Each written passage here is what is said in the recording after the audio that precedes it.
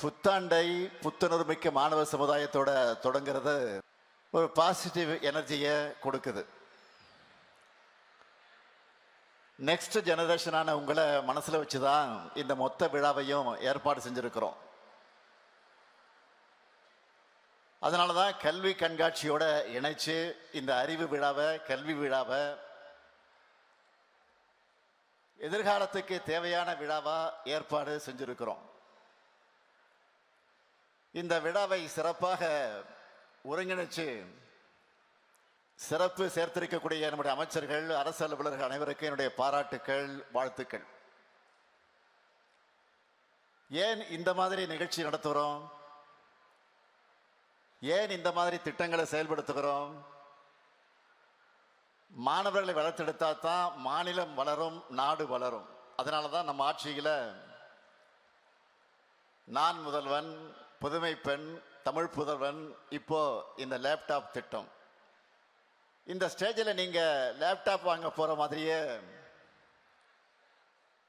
ஒவ்வொரு மாவட்டத்திலையும் ஆங்காங்கே நம்முடைய மாண்பு அமைச்சர்கள் உள்ளிட்ட மக்கள் பிரதிநிதிகள் வழங்க இருக்காங்க. இன்னைக்கு சயின்ஸ் அண்ட் டெக்னாலஜி வளர்ந்து ஒட்டுமொத்த உலகத்தையும் நம்ம கைகளுக்கு எட்டக்கூடிய தொலைவுக்கு கொண்டு வந்துருச்சு. அதை உங்க கைகளுக்கே கொண்டு வந்து கொடுக்கிறது தான் நம்ம திராவிட மாடல் ஆட்சி. 100 அல்ல, 1000 அல்ல, 20 லட்சம் லேப்டாப்புகளை இளைய சமுதாயத்துக்கு கொடுக்க போறோம். அதோடைய முதல் கட்டமாக தான் இன்னைக்கு 10 லட்சம் பேருக்கு லேப்டாப் வழங்குறத தொடங்கி இருக்கிறோம். திராவிட இயக்கம் என்பது அறிவு இயக்கம், அறிவுக்கு முக்கியத்துவம் கொடுக்கிற இயக்கம். அதனாலதான் அறிவியல் சார்ந்த கண்டுபிடிப்புகளை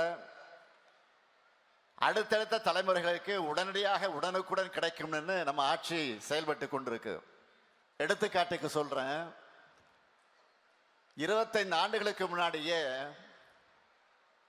இனி வரக்கூடிய காலம் தொழில்நுட்ப காலம், கம்ப்யூட்டர்களுடைய காலம்னு உணர்ந்து